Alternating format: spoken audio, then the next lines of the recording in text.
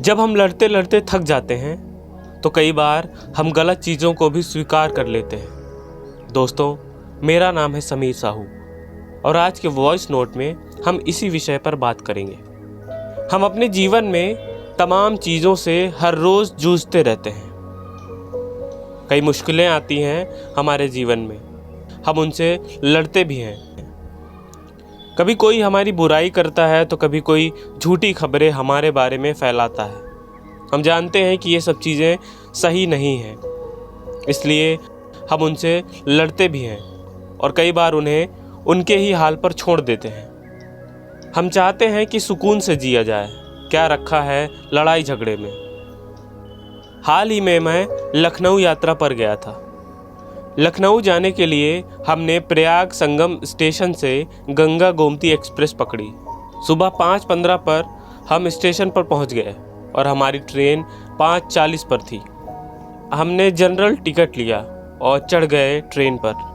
Train अपने निर्धारित समय पर चल पड़ी और जितने स्टेशन पर रुकना था उससे ज़्यादा बार ट्रेन रुकी। इसी रुकने के क्रम में ट्रेन ऐसी जगह रुकी जहां झुग्गी झोपड़ी की बस्ती थी। बस्ती में पक्के और कच्चे मकान दोनों थे। बस्ती नाले वाले पानी से लबालब भरी हुई थी। पानी का स्तर इतना था कि कुछ लोगों ने निचले हिस्से को छोड़कर और ऊपर घर बनवा लिया था। नाले का पानी बहुत ही बदबूदार था। उसी में कचड़ा, पन्नी और पेड़ पौधे भी उगे हुए थे। लोग वहां बड़े आराम से खा पी रहे थे, उन्हें बदबू नहीं आ रही थी। एक आदमी तो अपने छोटे से बनाए बगीचे से तरबूज तोड़ रहा था। उसके बगीचे से नाले की दूरी महज 2 कदम की थी।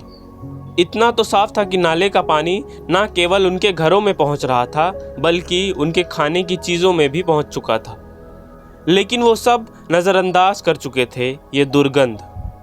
उन्हें उस गंध से और नाले के पानी से कोई खास फर्क नहीं पड़ रहा था। वे अपने रोज के जीवन में उसे स्वीकार कर चुके थे और उससे निकलने की अब कोई चाहत भी नज़र नहीं आती। ये बिल्कुल मुमकिन है कि उन्होंने पहले उसे साफ सुथरा रखने की कोशिश की होगी, प्रशासन से गुहार भी लगाई होगी, पर उन्होंने उसे नज़रअंदाज कर दिया होगा जैसे बाकी चीज़ों को वो करते आए हैं। जब हम लखनऊ पहुँचे और विधानसभा के सामने से गुजरे तो सड़क एकदम चकाचक थी। तमाम पुलिसकर्मी तैनात थे और ट्रैफिक कंट्रोल कर रहे थे। यदि देखा जाए तो इतने बड़े शहर से कुछ दूर पहले कितनी गंदगी, कितनी अस्वच्छता थी और शहर पहुंचने के बाद सब बिल्कुल विपरीत है। यदि आप ध्यान दें तो ट्रेन जिस रास्तों से होकर गुजरती है वहां अक्सर आपको झुग्गी झोपड़ियां मिल जाएंगी।